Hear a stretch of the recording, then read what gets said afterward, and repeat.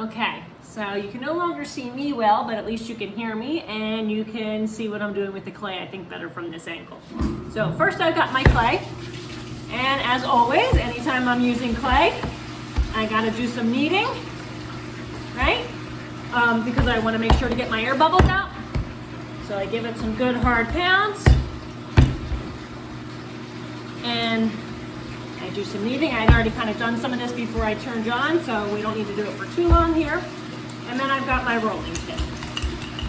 And as always, I'm not going back and forth. I'm rolling away from my body, picking it up and rotating and flipping.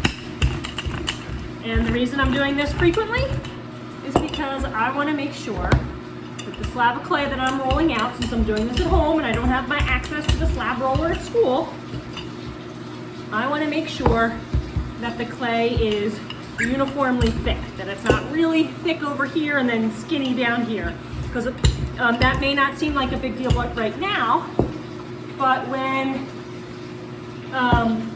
later on we go to, like, see right now that's fairly uniformly thick, although it's way too thick. I want to, when we go on to make it into something, it will matter if I have a plate and it's fat on one side and thin on the other. That would make for a very lopsided and funky looking plate. So you want to make sure to be kind of flipping and turning.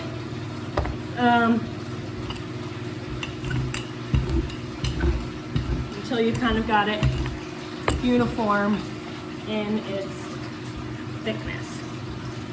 The next thing you want to do is take a rib of some sort, which if you don't have one of these at home, you can use something like a credit card or just a piece of cardboard, just to kind of gently drag along here.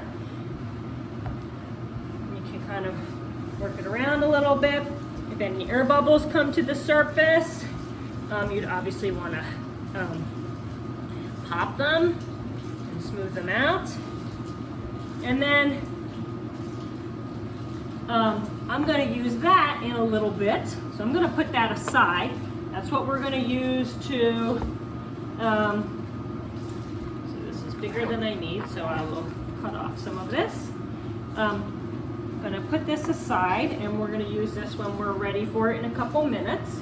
But in the meantime, I want to kind of show you what you can do a little bit with the textures. So I've got this second piece right here. Just make it a little bit bigger.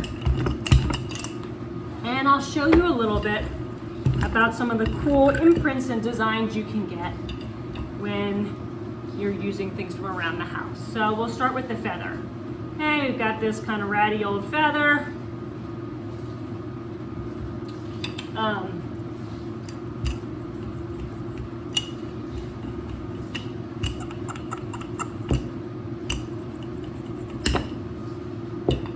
If you had a smaller rolling pin around your house, something more like this, you are welcome to pull that out when you're working with tiny things like this. It's a little easier to roll. If you don't, no worries. I've got this is the piece of a stamper. I'm gonna roll that in there.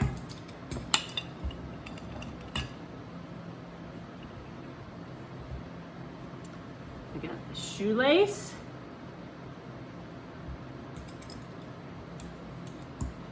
And this will just kind of give you an idea of what can be happening with this. This is the little stamper I've got. This is my earring. Or not my earring, I'm sorry, what am I saying? That's my button. Now I'm gonna use my earring. See, now these ones I'm not so much rolling in, but just gently pressing in. I've got my little keychain holder. Press that in. And I don't have enough room here for like a whole big stencil, but I'm gonna use the edge of this one to kind of show you what you can do with that. I'm gonna peel these out.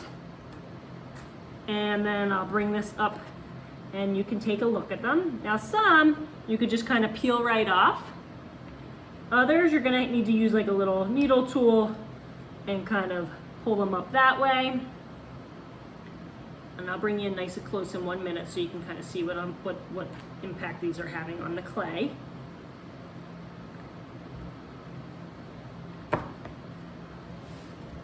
So I want you to be able to kind of see here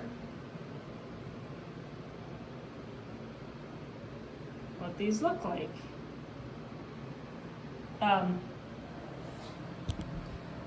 Now I'm going to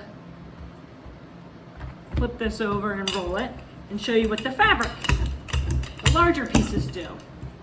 So those smaller things you would be more likely to be using in repetition or as like a little accent, right? But for texture on a piece. But if you wanted to kind of cover something completely, now you could repeat over and over again any of those smaller tools, right? Like you could take that button and just push it down repeatedly all over. But you could also take something larger, like a piece of fabric here,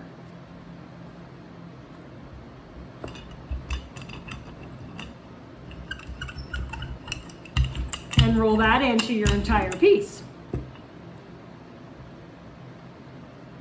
And let me kind of show you what that looks like. See, that looks pretty cool, and that's a whole other approach. I'll show you also the same idea with this contact paper, well, whatever, it's not sticky, so I guess it's not contact paper, but drawer liner that we've got on the other half of this piece, just to kind of, again, show you what I'm talking about with texture and how fun it can be with ceramics.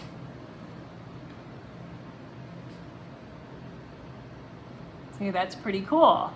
And so many interesting things can be done using both of these. So what we're gonna do now is you guys are going to go find something that you think will be a cool texture, and you're gonna gather a bunch so that you can experiment a little bit first. But once you have one that you feel good about and you think would be a cool, like especially cool to use, and you're ready to kind of give it a try, we're gonna make a little set. And our set is going to be a tray and dish. And this can kind of be different sizes. I know you've all got different size things, and that's okay. These are old containers from like meat or mushrooms or sometimes asparagus or all sorts of different things. You can come in them at the grocery store. I save them for us and we use them over and over again. And I know I sent everybody home with one of these smaller ones. So the larger one, whatever size you've got is fine. Make sure that the piece of clay that you rolled out is large enough that your entire thing, when you cut it out, will fit on it, okay? Now, mine is plenty big. I'm just gonna trim off some of this excess so that I kind of know where I need to put my texture, okay? So I'll get those out of the way.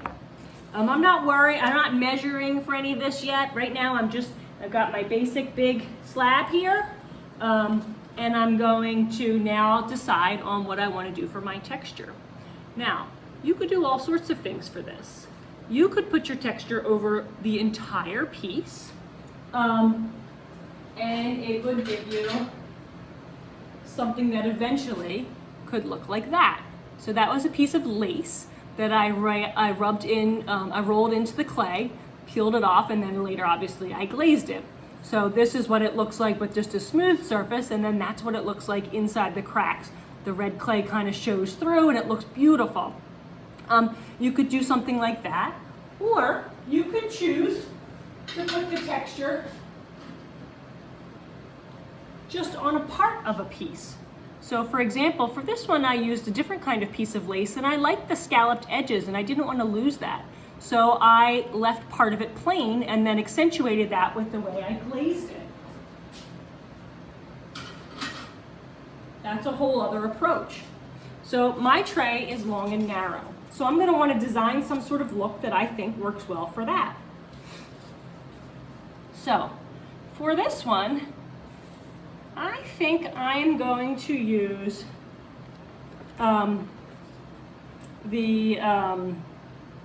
drawer liner. I think the drawer liner is kind of fun and has some kind of interesting texture to it.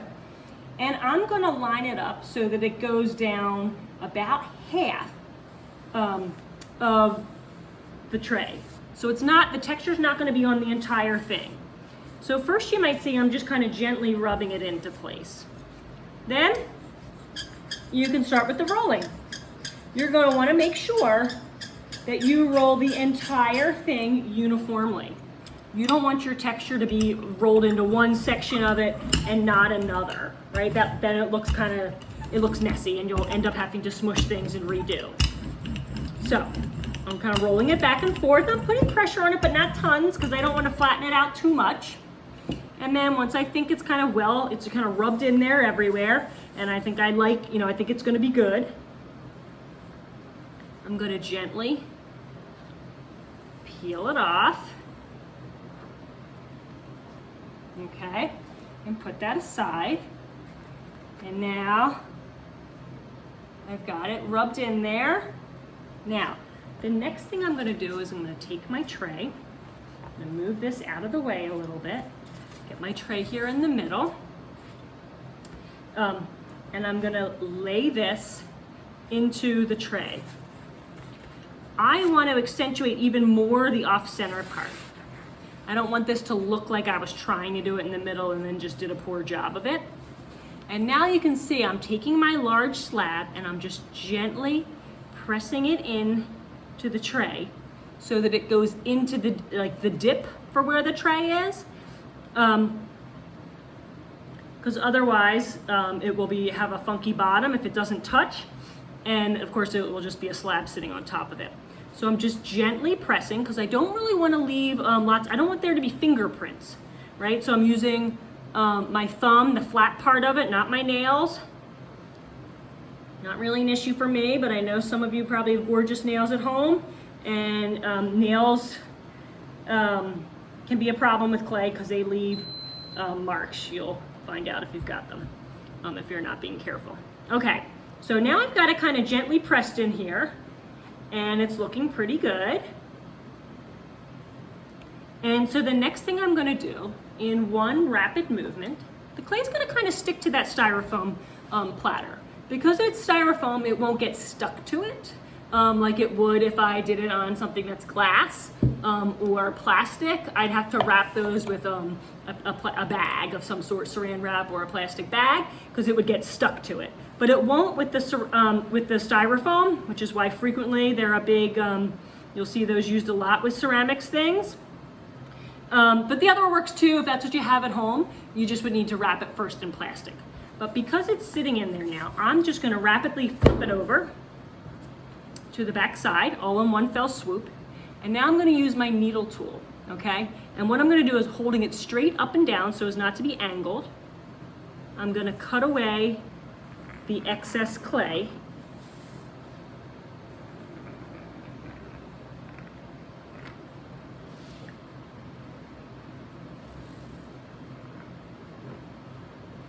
And then I'm going to peel that excess off.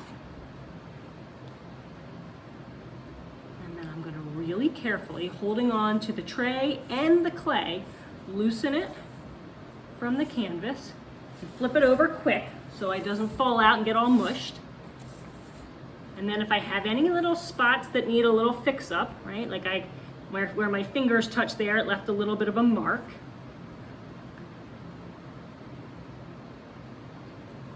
And now you can see I've got a textured tray, and you can kind of see the texture in there, and it looks pretty cool with the bottom part nice and smooth. And now I'm just going to put that aside just like this. I'm not going to touch it or play with it a lot, and I'm going to let it dry.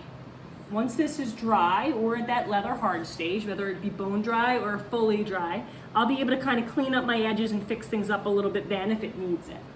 Now, because like I said before, this is going to be a two-piece matching texture set, I'm now going to use my smaller one and make a matching dish that could sit in here and go with it. So that way it could be used for servingware. So it could be used to you know, if I'm having guests over and I want to serve some dip with some veggies or some crackers and cheese and some sort of pretzels with a little honey mustard sauce or whatever you want, I now will have a lovely little dish, oops, sorry about that guys, to situate it in. So I'm back to rolling. I want this dish to be about the same thickness as that one, so not too thin, not too thick.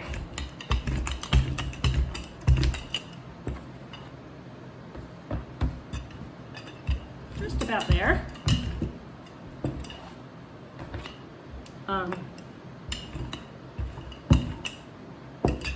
Now I'm going to use my rib like before, just to kind of smooth out everything. Double check for air bubbles. I think I like it. It looks good. I'm going to take my needle tool and just kind of cut away a little bit of this excess just to make it a little bit smaller. Check my thickness. That looks pretty good, although I might make this slightly thinner. Not because the other one was a problem, but just because I want it to match this one. Okay, now I'm back to being good. And then the next thing I'm going to do is I'm going to go to my texture again. And I'm going to use the same one as before, so that they match as a nice set. This one, yeah, I guess I'll make this one cut too. So it won't be the entire thing, just like before. It'll just be a portion of it that has the dotted texture on it. Gotta make sure that that's rubbed in there really well. If the edges got a little funky, you can always go back on the side that doesn't have it and just kind of work that out a little bit. Okay, I think this looks pretty good. I'm gonna gently peel away my texture, revealing the dots, which look nice. Now I'm gonna peel it off my canvas because it starts to get sticky sometimes there. Okay, and now I've got my tray all ready to go here, my little tiny matching one. I'm gonna place it in here. Oh, before I do that, I notice I've got a couple little marks that just might be easier for me to smooth out when it's flat versus when it's inside the tray. Now I'm just going to kind of gently. Now this one's a little deeper than the other one. The other tray was really flat, so I didn't need to do as much pressing in. This one, it's deeper, so I have to kind of gently work it in there. You'll see I'm almost kind of lifting the edges up to kind of press them in, because I don't really want to push too much with my fingers, because that's when you get funky fingerprints, or it mixes up your texture. All sorts of things can go wrong by kind of using too much pressure with your fingers. Before I do the same thing I did before, where I kind of flip it over and trim it up from the bottom, I'm just going to take off some of these larger chunks that are really in the way, because I don't want it to mess anything up. Okay, so I've got those kind of gently folded over, and it's looking pretty good. And I'm feeling like this is going to be fine. Did my little rapid flip there. I'm just holding this on the base, again, straight up and down with your needle. And I'm holding this needle tool right up against my styrofoam tray so that I don't lose my line or have to worry. If I kind of press it right up against that, it keeps everything nice and straight and even. I don't have to worry about making straight lines or using rulers. I'm going to hold my clay and my piece, flip it back up. And you can see I've got a cool little mini dish here. That's going to just need a little minor smoothing out at some point, but again, most of that will be easier to do afterwards when it's dry versus right now. But if you do have any larger kind of divots or bumps, you can kind of smooth them out with your fingers right now. And when you think you've got it, then you can bring it over and you can see we will have a lovely little two-piece textured set, chip and dip, or it could be for other things too, whatever works, that we will then be able to use as a matching set, and we'll glaze them that way. And they'll be really lovely in the end. So We are now gonna go forth and gather up our supplies around our house, roll out your slab, and obviously since you're doing this at home, not at school, be sure to clean up well after yourself. Not that we wouldn't do that at school also, but we're used to a little bit more acceptable mess in a ceramics classroom than we are at home. Make sure you clean up so that the rest of your family doesn't hate us here. Good luck. I can't wait to see what you do. Let me know if you have any problems or questions.